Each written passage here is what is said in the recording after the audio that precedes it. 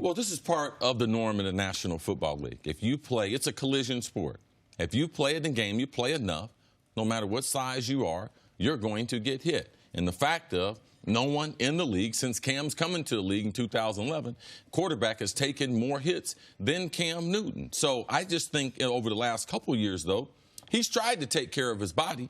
I mean, he's accumulated over 1,200 hits since he's been in the league. But last night, when you're playing against a very disciplined New England, they're not going to let him get outside. You can see every time he tried to get outside, someone would make sure they got on his upfield arm to make sure they kept him in the pocket. Cam, the staff, the ownership, they've tried to do everything they can to be able to protect Cam. And he's played smarter football the last couple years. But this is just part of doing business. I'm not going to overreact. Last season when he got injured, he didn't get injured running the football. So he'd say, I know the question is, what about his style? He's changed his style. Last year he got hit in the pocket by T.J. Watt. He put a lick on him. And when you play in this league long enough, there are certain guys, when they hit you, they're going to leave a mark on you, and the chance of you being injured are high in doing that. So we can't keep saying, well, Cam's got to change his style, change his style. Well, Carolina and their offense, if you can see the way it's designed, a lot of quick passing, get the ball out of his hand, that's to help him.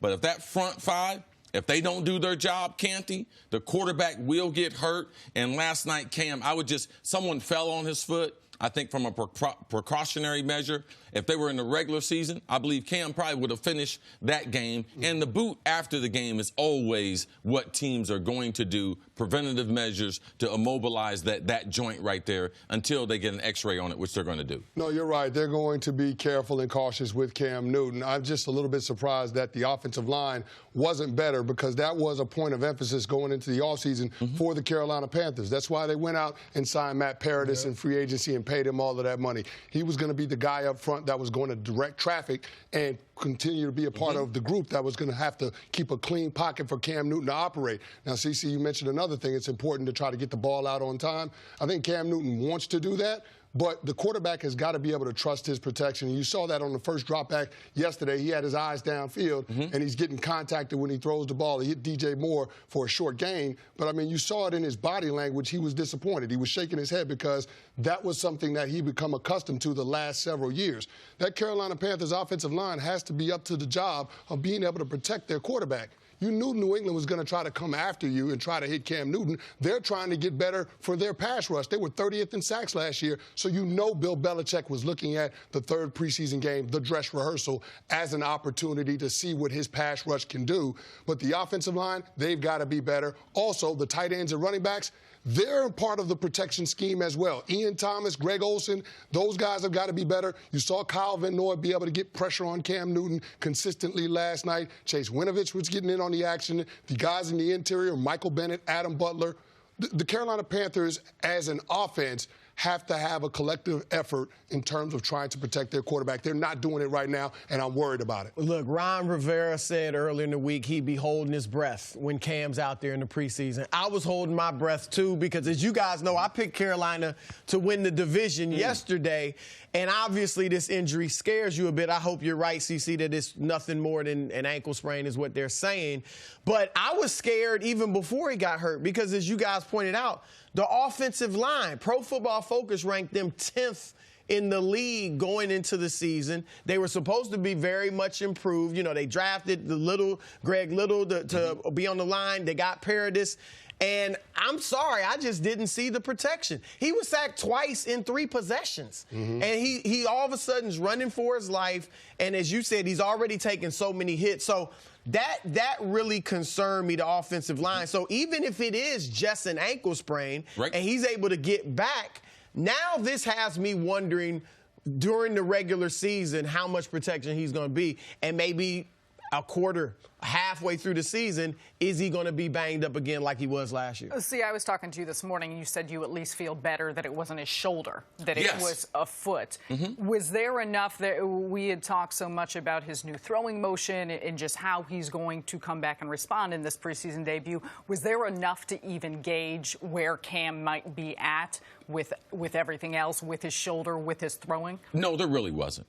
You've seen the tapes from practice. You can see that fundamentally he's just trying to make it like a golf swing. Instead of it being elongated, he's trying to make it tighter. He's trying to have his misses not be high. Typically, if it's high because his elbow drops down. Cam is very, very talented. And sometimes he just uses all of his shoulder to be able to throw. He'll wait for a guy to get open. He won't anticipate like the other great quarterbacks do. So he'll hold it a little bit longer, and then he'll have to try to force it and not be able to step into it. So those types of things, that's why I was glad it wasn't his shoulder. Don't want any type of setback from the surgery, from the procedure he had this offseason to be able to get his shoulder healthy. But Cam Newton, we're not going to be able to tell this until we get long into the season as far as the fundamentals. The reason why is because with the new NFL, with the new collective bargaining agreement, with the lack of practice time, the lack of physicality, you are going to see bad offensive line play. The last couple years, we've seen it in the first month of the season.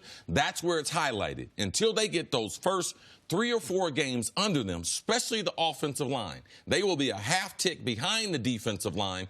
Defensive football is easier to teach. It's easier to play earlier in the season. So let's not overreact, but let's just watch it. It's something. It should be a point of emphasis, and it should be. If they're going to have playoff aspiration, it's going to be based on that offensive line playing as one of the better offensive line we have in the league, Canty. No, you're right. And with the offensive line position group, that's one of the position groups on a football team that needs continuity, and they need that chemistry in order to do their job effectively. It's all 5 of those guys working in concert with one another in order to create a clean pocket for Cam Newton. Last night, hit, hurried, or sacked in all 3 possessions that he was in the game. That ain't good enough. That makes it hard for your offense to get on track, to be able to effectively move the ball. And so for this Carolina Panthers team, I know that Ron Rivera wants to have the identity of being a bully and being able to run the football. But CC mentioned it earlier this week. You got to be able to score points. And in order to do that, you do have to have the threat of being able to throw the football. And if that offensive line can't protect Cam Newton better in drop-back situations, then it's going to be a long season for the Carolina Panthers. So, I mean, this is a situation that they dealt with a few years ago, back in 2014, when they played the Patriots in the preseason. They ended up fracturing Cam Newton's ribs, and he was unavailable for their season opener. This year, they got the Los Angeles Rams at home, and then they turn around and play a Thursday night game against a division opponent with the Tampa Bay Buccaneers. They need their quarterback to be healthy at the start of the year.